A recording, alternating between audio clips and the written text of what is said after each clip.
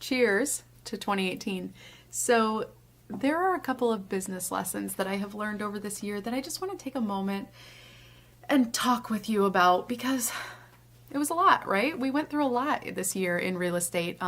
Market shifting, there was some business innovation happening, really big real estate conferences from some big influencers, and I want to take a moment to chat about what my top 5 business revelations in real estate have been. So if you don't know me, my name is Tiffany Zakel. I am a broker in West Michigan for Key Realty, and I am a social media enthusiast, and I am a real estate agent champion, and I love nerding out about innovation and marketing trends within our industry. So a couple things that I've been noticing. Number one, my top, I guess it's not my top, maybe I should count backwards.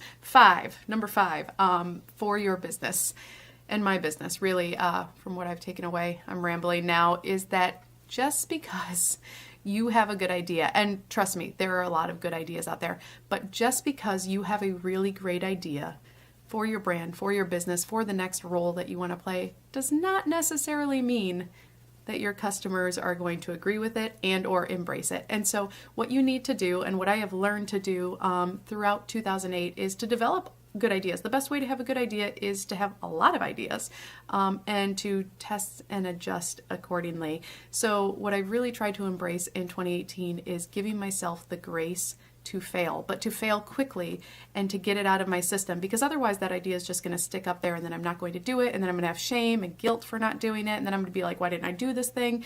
And so if you have grace for yourself to implement less than 100%, so implement even though the idea isn't fully formed or perfect in your mind yet, and then test it out and measure it for a period of time and then adjust accordingly, it's okay. And that's how you take steps to innovation and progress. Hold on, there's a pop-up happening on my computer.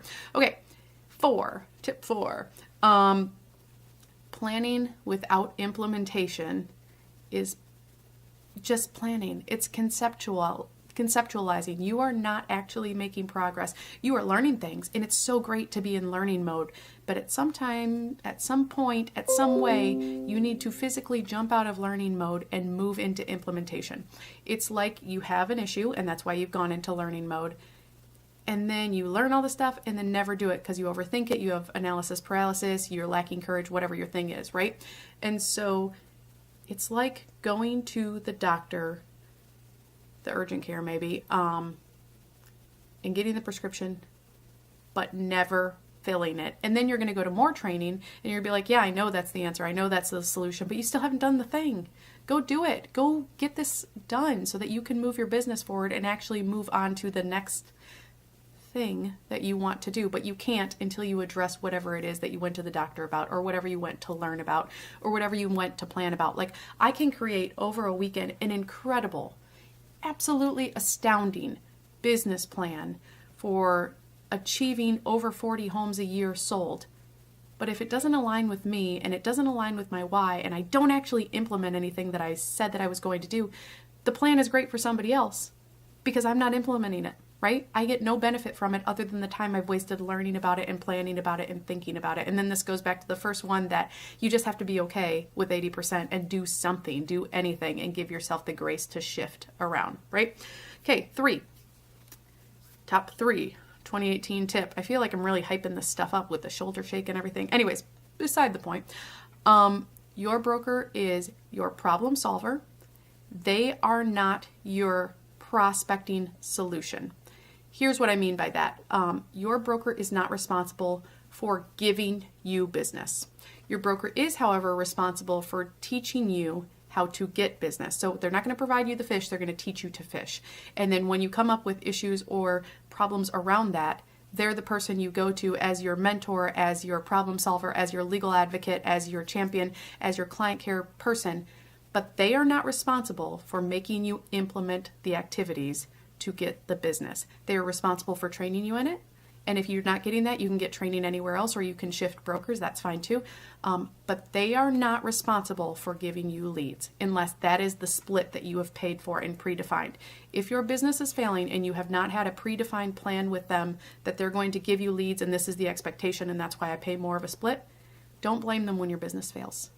Did you implement? Did you give yourself the grace to do something, anything, and adjust accordingly?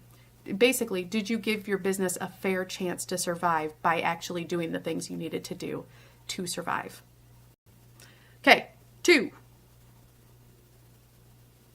You become what you do. I had to look at my notes really quick. You become what you do. So if you have a goal, 40 homes this next year, and you break it down into measurable actions, how you spend that day, how you spend that hour, how you spend your prospecting time, and what priorities you put in your day is what then becomes your week, is what then becomes your month, is what then becomes your year, and then your life. I've been thinking about this a lot, actually, because I have a grocery store around the corner from my house. And every time I go to the grocery store, it's very late at night because I don't want to interact with humans. When I'm grocery shopping, I'm in kind of like a zone, right? And so I go to the grocery store late at night. I typically go in my sweats and my hair is up and I have no idea what it looks like. It's just a whole thing. To the grocery store people, that is who I am. That is what they consistently see me as. That's how I consistently shop. These are the items that I consistently buy. I am that person in their worldview because that's how they interact with me. The same thing to your clients. You are the person that you appear to be to them, to your clients. You are the person on how you prospect that's going to produce your results in the next month. And again, this cycles back to all of the previous points. Your broker's not going to make your role work for you. You are an independent contractor. If you need help with this, see another one of our videos. We've got that task-based topics for 1099 contractors. So that's number 1. Then going back even further, you have to actually implement what you learn. Going back further to number 4, planning is great. You have to actually implement, 5. And then even though it's a good idea, you have to physically do something. Which brings us to, that was my best attempt at a drum roll, number 1 thing that I have learned in 2018 for my business and coaching several real estate agents through their own. Change is inevitable. And I know we say that all the time. Change is inevitable. It feels accelerated in the real estate industry because it is accelerating in the real estate industry. And I don't want you to feel reactive to that change. Instead, embrace it, learn about it, test things out, become an innovator in your marketplace by watching what's happening in other people's marketplaces, and then move forward as the expert you are. Consistently prospect, ask your broker for problem-based things, solutions to problems, implement, be a sponge for knowledge and be better than average. Because you guys, you did not get into real estate to be average. You did not get into real estate to be reactionary. You did not get into real estate to struggle by because you have no idea what's coming up next in your pipeline. It's literally the opposite of why you got into real estate. 2019 is going to be better. Decide it's going to be better. If you want resources on this, please feel free to visit my business planning template. I am not going to sell you anything in the business planning template. It is legitimately for your success because I am on a mission to help real estate agents be successful in real estate with this new changing landscape that we're going through. If you have questions, comment below. I'm happy to answer them. Visit the website. It's also below, feel free, or above, depending on what platform you're seeing this on. 2019 is going to rock. Go out there and get it. There's the button.